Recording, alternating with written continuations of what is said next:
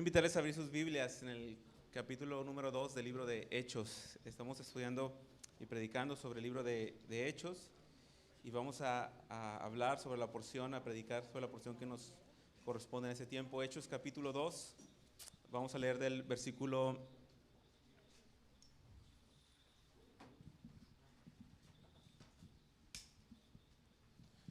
22 al 38, perdón. 22 al 38. Hechos 2 del 22 al 38. ¿Les parece si lo leemos de una manera alternada? Voy a comenzar yo y ustedes y nos unimos ahí al final. Dice la palabra del Señor así: varones israelitas, escuchad estas palabras. Jesús el Nazareno, varón confirmado por Dios entre vosotros con milagros, prodigios y señales que Dios hizo en medio vuestro a través de él, tal como vosotros mismos sabéis.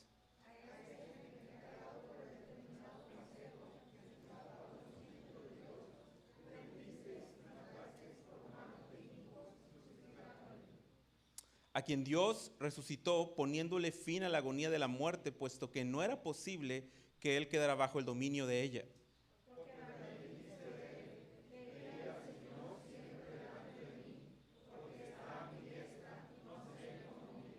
Por lo cual mi corazón se alegró y mi lengua se regocijó, y aún hasta mi carne descansará en esperanza.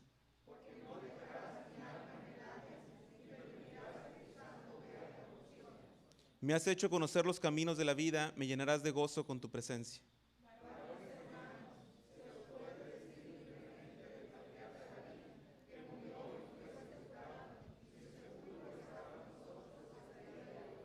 Pero siendo profeta y sabiendo que Dios le había jurado sentar a uno de sus descendientes en su trono,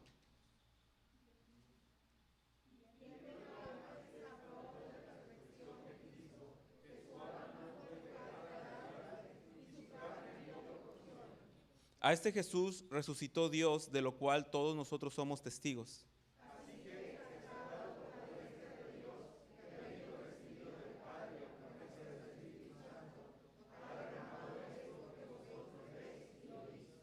Porque David no ascendió a los cielos, pero él mismo dijo el Señor a mi Señor, siéntate a mi diestra. Sepa pues con certeza toda la casa de Israel que a este Jesús, a quien vosotros crucificasteis, Dios le ha hecho Señor y Cristo.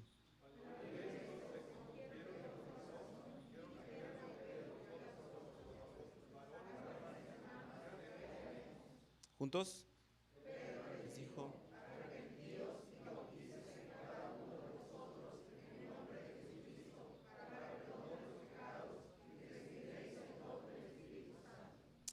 Padre, gracias por tu bendición, gracias por tu palabra. Permítenos, Señor, escudriñarla, Señor, estudiarla, predicarla, Señor, y recibirla, Señor, con fe, Señor, a través de la obra de tu Espíritu Santo en medio de nuestro Dios. Te bendecimos y te damos gracias por tu amor, por tu misericordia, por lo que ya hemos cantado, por lo que ya hemos, de lo que ya han testificado, Señor. Gracias por tu misericordia y gracias por tu amor en medio nuestro. En Cristo Jesús oramos. Amén. No sé ustedes, pero a mí los trámites, todo lo que tiene que ver con trámites burocráticos del gobierno me estresan mucho. No soy muy bueno, no soy tan organizado para tener todos los papeles. Siempre piden 3 copias de todo, siempre piden 2 copias de lo que no te imaginas, actas de todo y CURPS y todo esto, ¿verdad? O sea, tenemos un montón de cosas de papelería de nuestra identidad como mexicanos y a mí me estresa mucho hacer trámites en el gobierno. Recientemente fuimos a tramitar el pasaporte de nuestro hijo más pequeño, de Cristian, y mientras estábamos en la fila, mi esposa obviamente organizó todo esto. Mientras estábamos en la fila, yo estaba muy nervioso y estaba muy ansioso porque la persona que estaba checando todos los requisitos estaba devolviendo a muchos, ¿no? Algunos dijeron, ¿trae el CURP de ambos papás? No lo traigo, tiene que ir a tramitarlo y tiene que regresar. Regresaban, ¿viene el papá? No viene el papá, tienen que venir los dos para poder hacer al niño.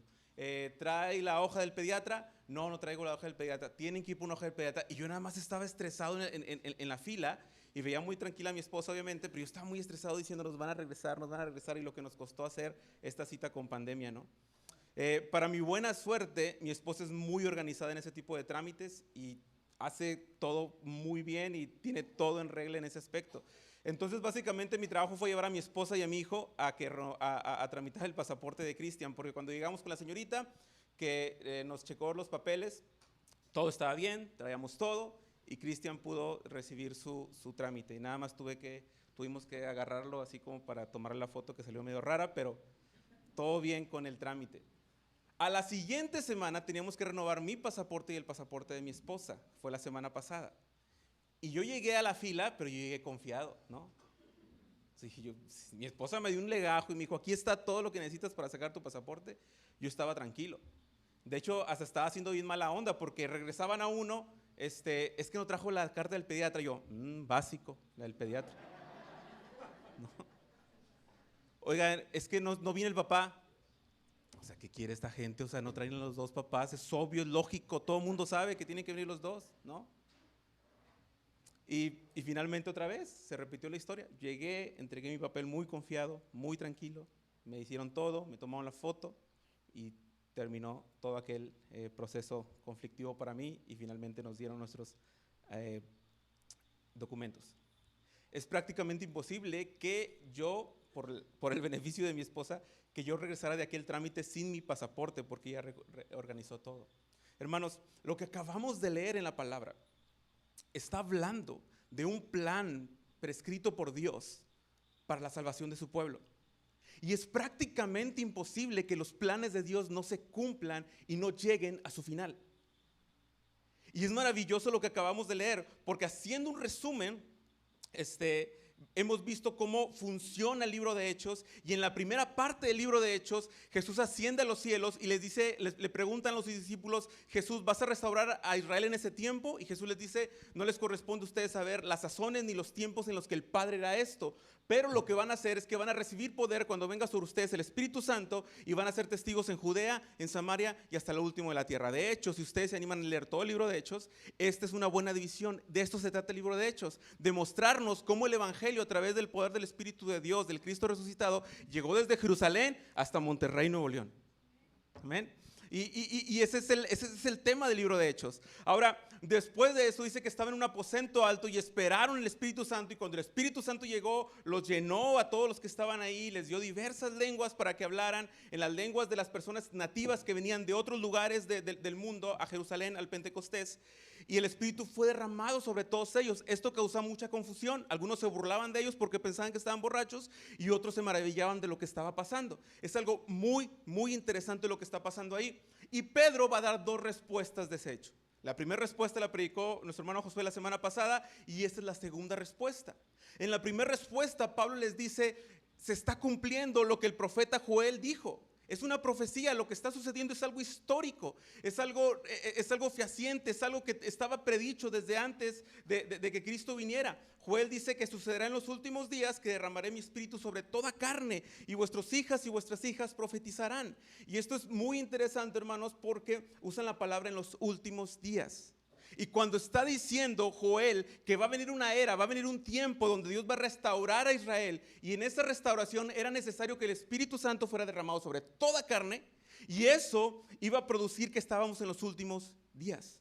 De hecho, seguimos en los últimos días. El Espíritu Santo ya vino, ya somos llenos del Espíritu Santo cuando creemos en el Evangelio de Jesucristo y estamos viviendo esa parte final. Ya no esperamos nada más que ¿a quién? A Cristo. Y eso fue lo que les dijeron a estos hombres relucientes que entendemos que eran ángeles. Les dijeron, así como vieron a Jesús irse a los cielos, de la misma manera va a regresar. El hecho del Espíritu Santo llegando al mundo, siendo derramado sobre el pueblo de Dios, implicaba que era el inicio de una nueva era en la que aún estamos. Y después de esto, Pedro va a comenzar a hablar con todo el pueblo de Israel, diciéndoles cosas muy importantes. Y lo que les va a decir primero es, varones israelitas, escuchen estas palabras. Jesús Nazareno, varón confirmado por Dios de entre todos vosotros con milagros y prodigios, señales que Dios hizo en medio vuestro a través de él, tal como ustedes mismos saben. Ahora, es interesante porque así como yo estuve en la fila la primera vez para hacer el pasaporte, y me dijo todo nervioso y todo estresado y todo ansioso por saber si se me iba a olvidar algún papel, los discípulos también en una primera vuelta la pasaron mal sobre la resurrección de Cristo. Y vayan conmigo a Lucas capítulo 24, ¿no? Lucas es el libro anterior a Hechos. Hechos y Lucas es el mismo autor. Lucas escribe ambos, tanto el Evangelio como Hechos, y mantienen ciertas unidades interesantes. En el camino de Emaús, versículo 19, 24, capítulo 24, versículo 19. ¿Qué es lo que pasa aquí en el camino de Emaús? Todos conocemos probablemente la historia. Jesús se apareció a dos de sus discípulos, iba caminando con ellos, pero sus discípulos no sabían quién era él, ¿no? Entonces él les dijo, ¿qué cosas? Ellos le dijeron, Jesús Nazareno, que fue varón profeta, poderoso en obra y en palabra delante de Dios y de todo el pueblo, y como le entregaron a los principales sacerdotes y nuestros gobernantes a sentencia de muerte, le crucificaron. Pero nosotros esperábamos que él era el que había de redimir a Israel. Y ahora, además de todo esto, hoy es el tercer día que esto ha acontecido. ¿Te fijas? Dijeron las mismas palabras que está repitiendo Lucas acá. Jesús de Nazaret, confirmado por Dios. Acá en Hechos dicen con mucha seguridad, pero cuando están acá en el libro, en la parte de Lucas, cuando Jesús se les aparece en el camino, lo dicen con mucho temor y mucha duda. Diciendo, Jesús murió, él era el varón confirmado con Dios, esperábamos que él era el que iba a redimir a Israel. Y lo mataron. Y ya hace 3 días que pasó esto. Y vemos en estos discípulos una clara falta de esperanza. A pesar de que las mujeres ya les habían dicho que no habían encontrado el cuerpo, y a pesar de que Pedro ya les había dicho que había visto a Cristo resucitado, ellos seguían con duda en sus corazones y no estaban creyendo completamente lo que estaba pasando. Más bien tenían falta de esperanza. Aunque también nos ha asombrado, dice el versículo 22, que algunas mujeres de entre nosotros, las que antes del día fueron al sepulcro, y como no hallaron su cuerpo, vinieron diciendo que también habían visto visión de ángeles, quienes dijeron que él vive. Y fueron con algunos de nosotros al sepulcro y hallaron así como las mujeres habían dicho, pero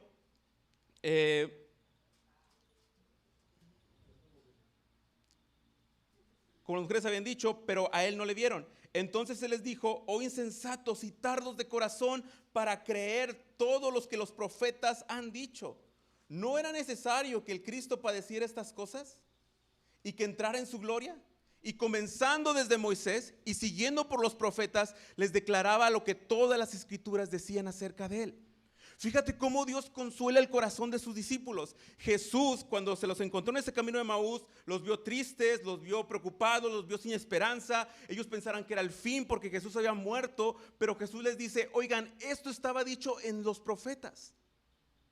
Los profetas anunciaron que el Cristo sufriría. Isaías 53 dice que el siervo de Dios iba a llevar nuestros pecados y nuestras enfermedades. El sufrimiento de Cristo estaba predicho. No fue, Jesús mismo dijo, nadie me quita la vida, yo tengo poder para ponerla y tengo poder para volverla a tomar. El sacrificio de Cristo era necesario y fue predicho por los profetas. Incluso desde la ley de Moisés estaba predicho que el Mesías sufriría, que el enviado de Dios sufriría. Y era algo que probablemente los discípulos desconocían o no entendían a la perfección. Y Jesús se encarga de decirles que era necesario que eso pasara, pero también era necesario que Él resucitara. Y es que la resurrección de Cristo, hermanos, no nos la sacamos de la manga los cristianos. No fue inventada hace 2000 años. No fue un hecho que un grupo de seguidores de Cristo hace 2000 años se inventó, o un truco o algo ficticio que se inventaron. Era algo que estaba dicho desde antes incluso de la fundación del mundo, y hoy Pedro nos explica cómo es que esto sucedió. Sabemos también que en el primer discurso de lo que sucedió en el libro de Hechos, a través de Pedro, lleno del Espíritu Santo, testificando de esta verdad, y se convirtieron un montón de gente después de esto. Es interesante, porque antes de entender la resurrección de Cristo, los discípulos estaban sin esperanza, y después de entender y ver al Cristo resucitado y encontrarse con Él, los discípulos estaban llenos del poder de Dios para testificar y para proclamar el Evangelio. Entonces, Pedro nos va a guiar de esta manera. Número 1, Cristo fue confirmado por Dios. Los hechos y la vida de Jesús declararon fielmente su identidad como el Hijo de Dios. Estos hechos fueron visibles por todos.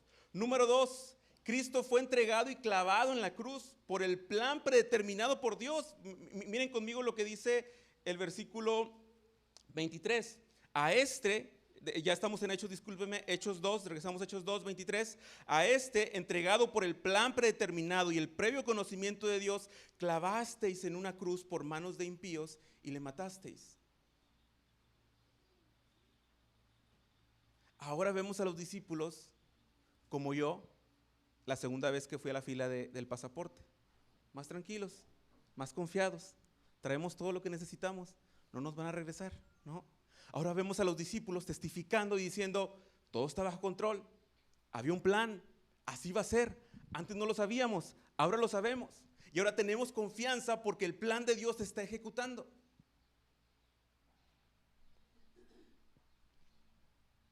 Los judíos pensaron que habían terminado con Jesús al matarlo.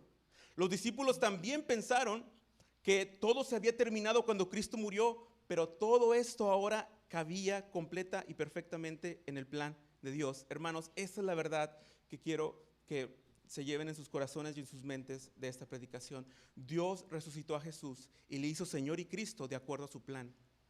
Dios resucitó a Jesús y le hizo Señor y Cristo de acuerdo a su plan. Y debido a esto, tú y yo debemos de vivir una vida en arrepentimiento y con esperanza. Dios resucitó a Jesús y le hizo Señor y Cristo y de acuerdo a su plan. Debido a esto, tú y yo debemos de vivir en arrepentimiento y en esperanza a Cristo. ¿Y qué es lo que dice Pedro después? Discúlpenme. A quien Dios resucitó, poniéndole fin a la agonía, y esta frase me encanta, poniéndole fin a la agonía de la muerte, puesto que no era posible que él quedara bajo dominio de ella. Fíjate lo que está diciendo Pedro. Un Pedro ya diferente, un Pedro convencido de la resurrección de Cristo. Cristo murió y no teníamos esperanza, estábamos tristes, pero ahora que mis ojos fueron abiertos, ahora que Cristo resucitado les explicó las Escrituras y cómo desde Génesis hasta el último libro, Malaquías, el último profeta del Antiguo Testamento, como todos sus escritos testificaban claramente que el Mesías tenía que ser muerto, tenía que ser crucificado, pero a la vez iba a ser resucitado. Entonces Pedro les dice, era prácticamente imposible que Cristo se mantuviera en ese sepulcro. Y aunque es una obra ostentosa de Dios, una obra maravillosa de Dios que partió obviamente un antes y un después en la historia, Pedro ahora nos está explicando que era prácticamente imposible que la palabra de Dios no se cumpliera, porque el hecho de la resurrección estaba dicho incluso desde los Salmos. Y él va a citar a David y cita el Salmos 16 y dice, porque David dice acerca de él, de Cristo, veía siempre el Señor en mi presencia, pues está a mi diestra para que yo no sea conmovido, por lo cual mi corazón se alegró y mi lengua se regocijó, y aún hasta mi carne descansará en esperanza, pues tú no abandonarás mi alma en el Seol, ni permitirás que tu santo vea corrupción. Me has hecho conocer los caminos de la vida y me llenarás de gozo con tu presencia. Y Pedro explica este salmo de la siguiente manera. Hermanos, el patriarca David, les puedo decir confiadamente que murió y fue sepultado, y su sepulcro está entre nosotros hasta el día de hoy. Pero siendo profeta y sabiendo que Dios le había jurado sentar a uno de los descendientes en su trono, miró hacia el futuro y habló de la resurrección de Cristo, que no fue abandonada en el Hades, ni su carne sufrió corrupción. Lo que Pedro está diciendo es que era imposible que Cristo se mantuviera en la muerte porque había sido profetizado que él iba a resucitar. Y Dios cumple su palabra. Amén. Dios cumple su palabra. Él es fiel a su palabra. Era imposible que Cristo quedara bajo el dominio y la agonía de la muerte. Y lo que está diciendo es que cuando David dijo esto, que no iba a haber corrupción en su alma, pero dice, oigan, pero el sepulcro de David está con nosotros. David sí murió. David sí vio corrupción. Entonces David no se refería a él mismo, se refería a otro. Y David se estaba refiriendo a otro, sabiendo que uno de su descendencia, esta promesa que está en el libro de Samuel, que uno de su descendencia iba a reinar para siempre. Y Pedro está diciendo, ese descendiente de David que iba a reinar para siempre era Cristo. Y entonces cuando David escribe el Salmo 16, él siendo profeta vio hacia el futuro y predijo la resurrección de Cristo. Y Pedro está demostrando con la palabra cómo es que la resurrección de Cristo estaba profetizada, estaba anunciada desde antes. Hermanos, lo vuelvo a repetir, creo que muchas veces el cristianismo o la vida cristiana que vemos y que escuchamos, o los speeches o las predicaciones, se convierten plenamente en cosas moralistas, hablándote de ser una mejor versión de ti mismo, hablando de superarte personalmente, hablando de que Dios puede darte tus aspiraciones y tus sueños. Y la razón por la que muchas veces la predicación es completamente aspiracionista y moralista es porque no metemos la resurrección de Cristo en medio. Cuando entendemos que Cristo ha resucitado, las cosas cambian completamente. Cuando entendemos que Cristo realmente murió y resucitó realmente, tiene implicaciones diferentes a solamente ser una mejor persona, o a solamente ser la mejor persona que podamos ser, o a solamente cumplir los sueños que Dios ha puesto en nuestro corazón, o nuestras metas en la vida. La resurrección de Cristo es completamente disruptiva. Creerla tiene implicaciones importantes.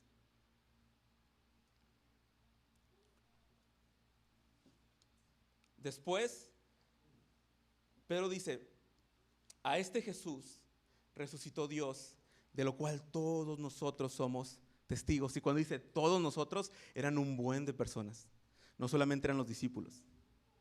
Y quiero decirte algo, muchas veces hemos creído que la gente de aquel entonces era bien sencillo que creían en una resurrección. Y para el tiempo de ahora es bien difícil que alguien crea en la resurrección. Pero quiero decirte dos cosas solamente de esto.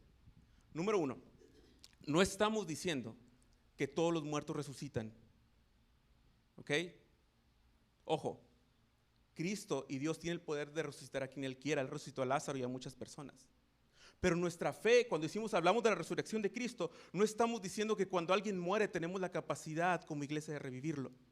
De hecho, se han cometido atrocidades en Estados Unidos, y escuché una en Latinoamérica hace poco, donde una persona que falleció, la iglesia lo tuvo por 3 días orando por esa persona para que resucitara, y tuvo que intervenir la policía para quitarles el cuerpo porque ya era insalubre que lo tuvieran ahí.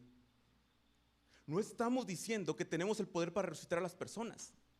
Dios tiene el poder para resucitarlos y Él lo hace cuando Él quiere y si Él quiere. ¿Ok? En eso no intervenimos nosotros. Lo que estamos diciendo es que hay una persona que resucitó, que es Cristo. Hay un hecho que estaba profetizado, que Cristo iba a resucitar, y eso sucedió, y de lo cual son muchas personas testigos en aquel entonces. Y lo interesante es que en aquel entonces era prácticamente imposible que personas creyeran en la resurrección. De hecho, si tú te vas al libro de Hechos y vas cuando llegan con los gentiles, te darás cuenta que incluso había judíos que no creían en la resurrección, como los saduceos, y en los gentiles no creían en la resurrección. Era algo completamente ilógico, era una locura. Cuando Pablo está predicando en Atenas en el capítulo 17, si tú lees, lo están escuchando con mucha atención cuando está hablando de Jesús. Está hablando de Dios mismo, por el Dios no conocido que ellos adoraban pero no conocían. Y los tenía atentos a todos porque eran muy morbosos ellos, eran muy curiosos de conocer nuevos dioses. Pero cuando Pedro llega a la resurrección, dice que todos se hacen para atrás y ya no le creen. La sociedad de aquel entonces no creía en la resurrección, como tampoco en la nuestra. Estas personas que vieron a Cristo resucitado comieron con Él, no fue una visión, no se comieron unos tacos de trompo a las 12 de la noche y después vieron a Cristo resucitado. Lo vieron por 40 días, lo palparon, lo tocaron, estuvieron con Él. Juan dice más adelante, lo que estamos diciendo es lo que palparon nuestras manos. No pudo haber sido un suicidio colectivo, suicidio intelectual colectivo. Las personas de aquel entonces también era difícil o imposible que creyeran en la resurrección de Cristo, a menos que sea verdad.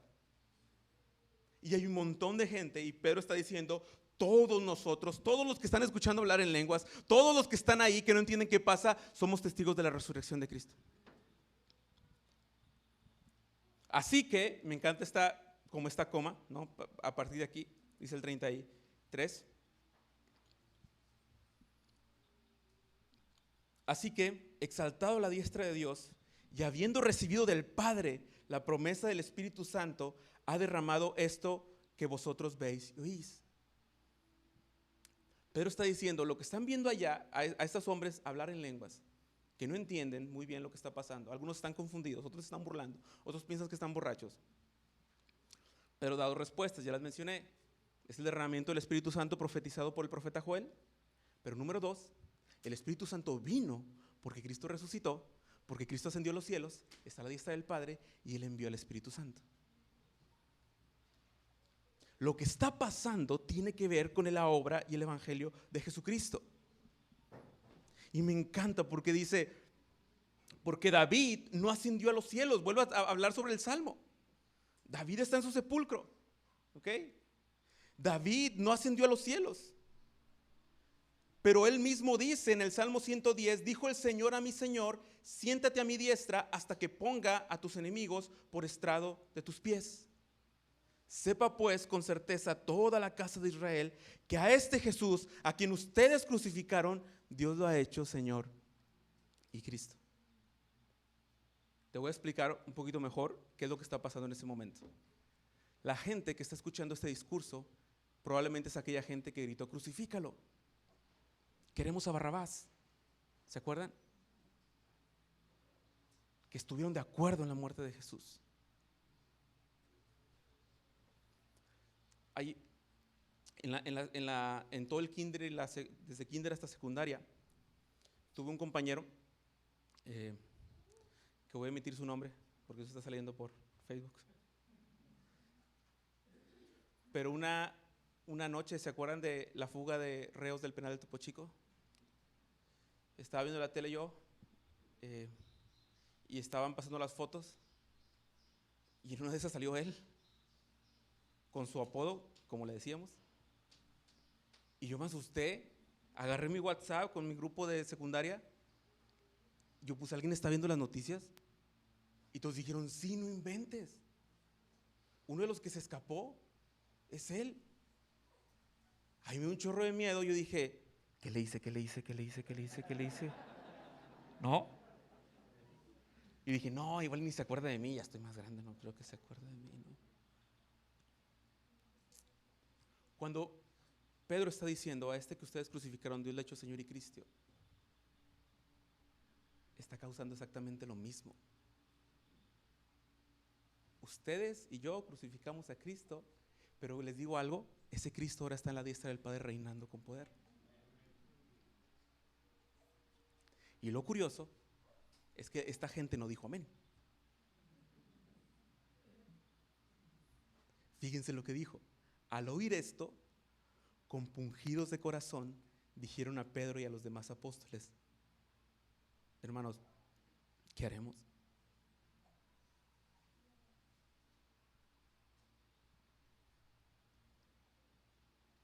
¿Y qué les dijo Pedro?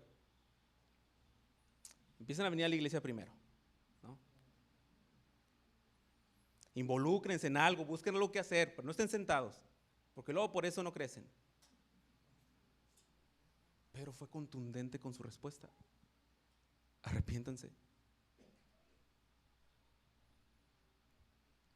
Y serán bautizados y cada uno de nosotros en el nombre de Jesucristo para el perdón de los pecados y recibirán el don del Espíritu Santo. Lo que produjo el Evangelio de Jesucristo en estas personas fue un temor, fue una conciencia de pecado, fue entendimiento de castigo. ¿Por qué? Porque Jesús dijo, Dios le dijo el Señor a mi Señor, Dios le dijo a Cristo, siéntate aquí hasta que ¿qué? Hasta que me ajusticie a tus enemigos. ¿Quiénes eran los enemigos en esta historia? ¿Alguien me puede decir? En esta historia, lo crucificaron. Lo que Pedro les estaba diciendo es, oigan, ¿qué creen? Miren, Cristo, ¿se acuerdan que sí? Crucificaron, pues está a la diestra del Padre ahora, envía su Espíritu Santo, lo acabamos de ver, las personas están hablando lenguas, ¿y qué creen? Sus enemigos van a ser destruidos.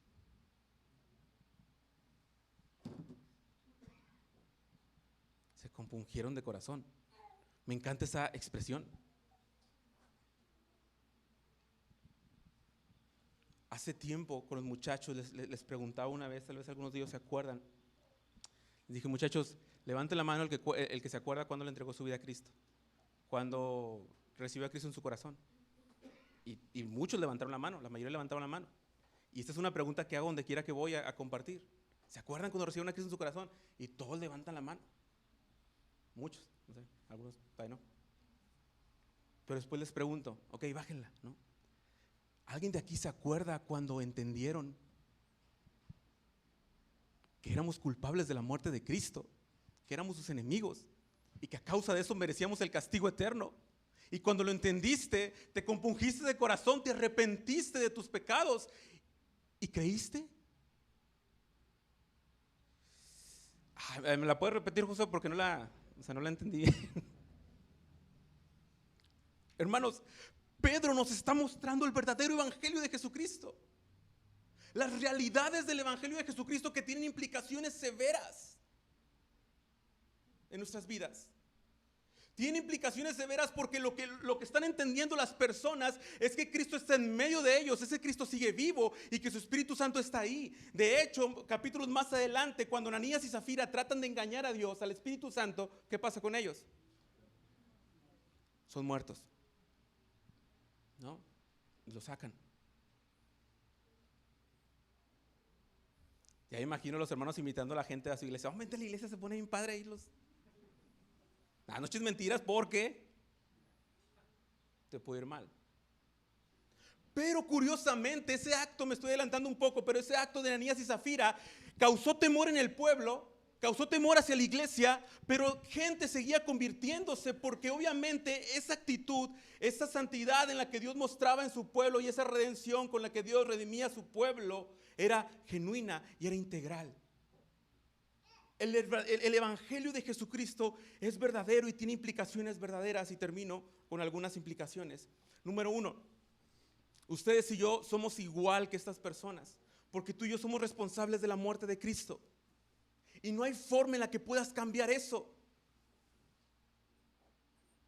Tú y yo somos culpables. No podemos hacer nada para cambiar eso. Me alerta mucho escuchar que hay lugares que minimizan esto y que tratan de que tú lidies de otra manera con esa culpa, dando dinero, ofrendando, sirviendo o haciendo cualquier cosa. No hay manera para lidiar con que tú y yo somos culpables de la muerte de Cristo, humanamente hablando. Somos responsables, somos culpables de la muerte de Cristo. Y la única forma de asimilarlo y de entenderlo es lidiando con esa culpa a través del arrepentimiento.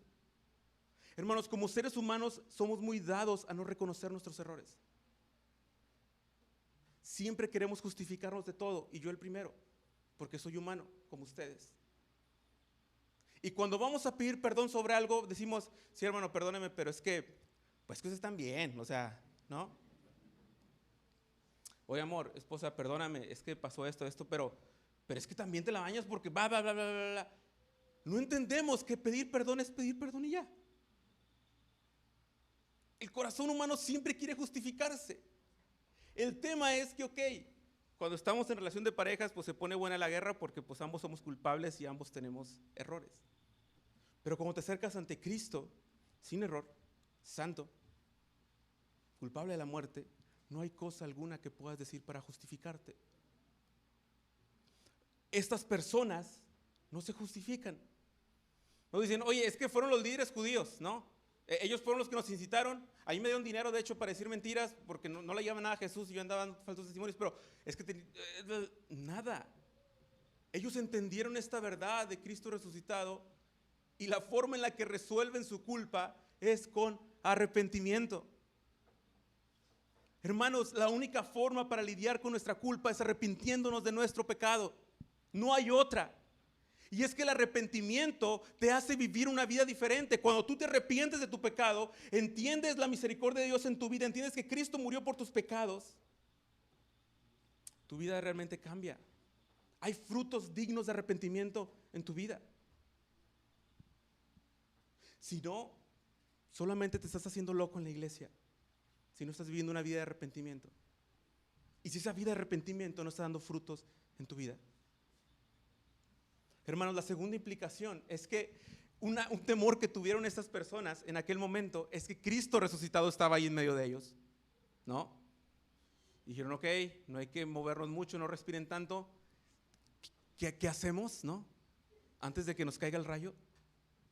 Les digo una cosa, el Cristo resucitado está en medio de nosotros. En este momento. Right here, right now. Y solamente hay dos formas en las que puedes avanzar en el camino: arrepentido o siendo enemigo de Dios. Y siendo enemigo de Dios, serás destruido, serás juzgado. Y cuando tú te has arrepentido y has caminado en el camino del Señor, por la gracia de Dios, el Señor te va a preservar hasta el fin, dando frutos dignos de arrepentimiento.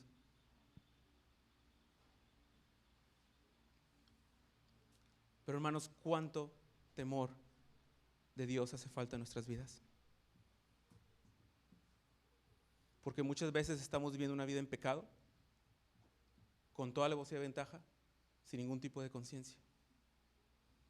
¿Y crees que tu esposa nunca te va a cachar la infidelidad?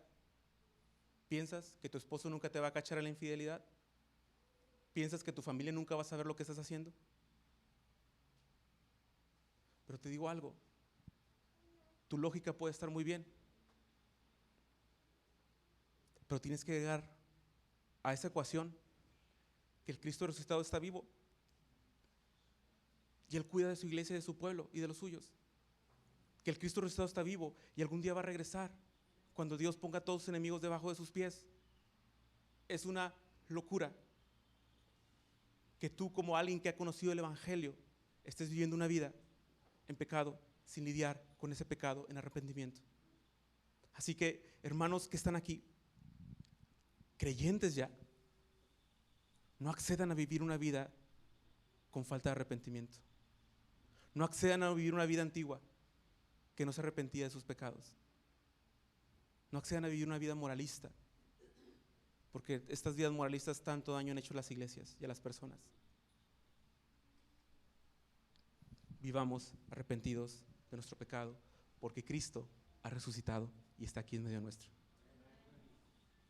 Y la final es que así como Cristo cumplió su palabra de que Él iba a resucitar, de que Él iba a poner a todos sus enemigos por debajo de sus pies, así como cumplió su palabra de que Él tenía que morir en la cruz del Calvario y resucitar después, ¿saben qué va a pasar también? Porque Él es fiel a su palabra, Cristo va a regresar. Muchachos, sé que para ustedes la vida apenas empieza, para mí también, de alguna manera, pero el anhelo del regreso de Cristo debería ser algo presente siempre. En anhelo de reencontrarnos con Cristo cuando Él regrese y ponga todas las cosas en su lugar y en su orden. Es la esperanza de la iglesia, es la predicación de la iglesia, es la vida de la iglesia. Vivir para ese día es nuestro propósito y nuestro último sentido de vida. Es impresionante cómo estas personas que estuvieron con alevosía y ventaja diciendo que Cristo fuera muerto, que estuvieron de acuerdo con la muerte de Cristo, que estuvieron ahí, que ya dije que tú y yo somos iguales.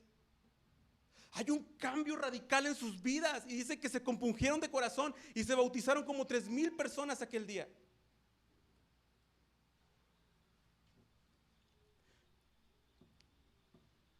Lo que Dios va a hacer en nuestras iglesias, lo que Dios va a hacer en su iglesia en general, y lo que está haciendo en muchos lugares, tiene una puerta, y esa puerta es el arrepentimiento de la iglesia.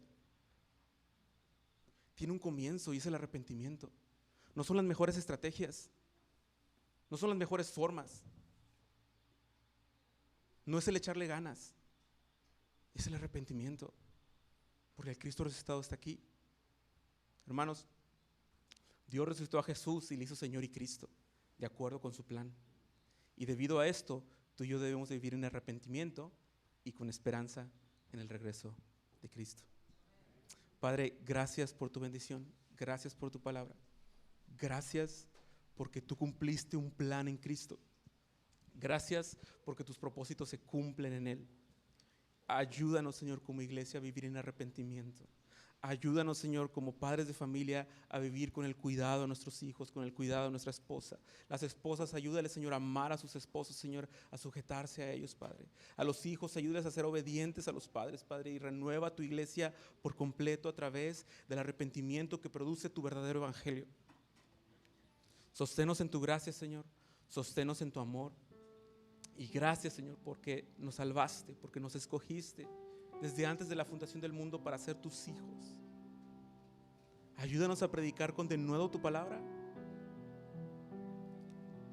y ayúdanos a vivir, Señor, en una vida digna del llamado que tú nos has hecho. Te bendecimos, Padre, en Cristo Jesús.